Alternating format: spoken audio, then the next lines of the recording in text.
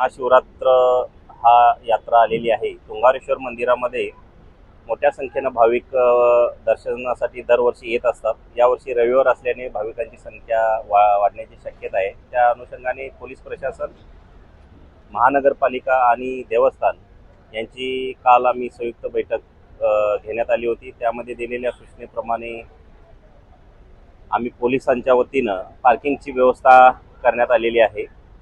तुंगारेश्वर जे main gate आहे त्या ठिकाणापासून वाहनांना बंदी करण्यात आलेली आहे, जेणेकरून भक्तांना, भाविकांना कोणताही त्रास होणार नाही। त्या ठिकाणापासून वर मंदिरापर्यंत पायी दर्शनासाठी जाता येईल।